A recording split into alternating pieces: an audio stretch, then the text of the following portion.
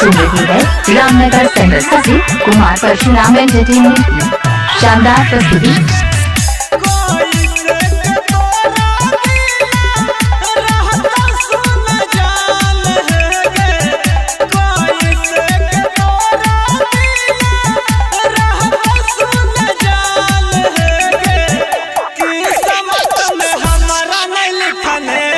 रहू भगवान जनगे किस्मत में हमारा नहीं लिखले रहू भगवान जनगे किस्मत में हमारा नहीं लिखले।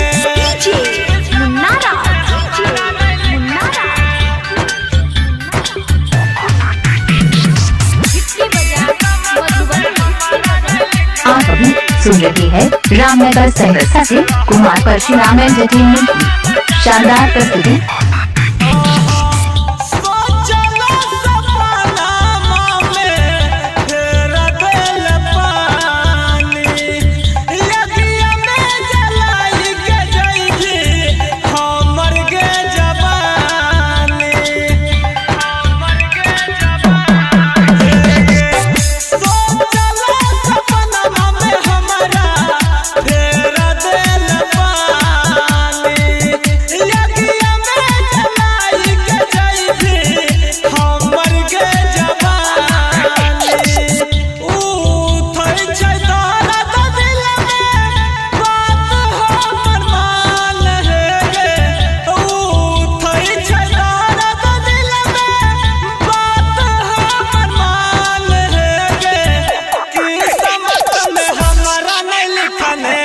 रहू भगवान जनगे किस्मत में हमारा नहीं लिखले रहू भगवान जनगे किस्मत में हमारा नहीं लिखले।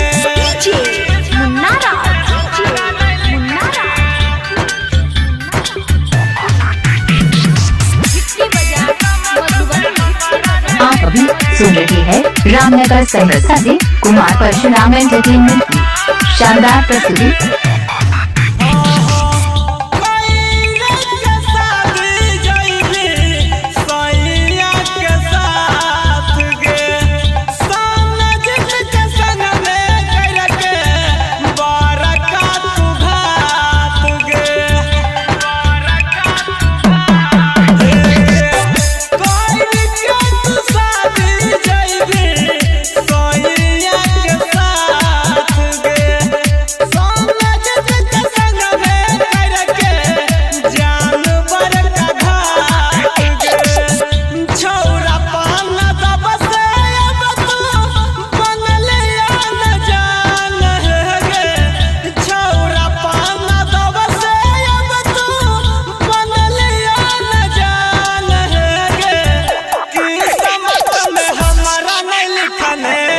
रहू भगवान जनगे किस्मत में हमारा नहीं लिखले रहू भगवान जनगे किस्मत में हमारा नहीं लिखले। Mix by Kumar Parshuram Ramnagar.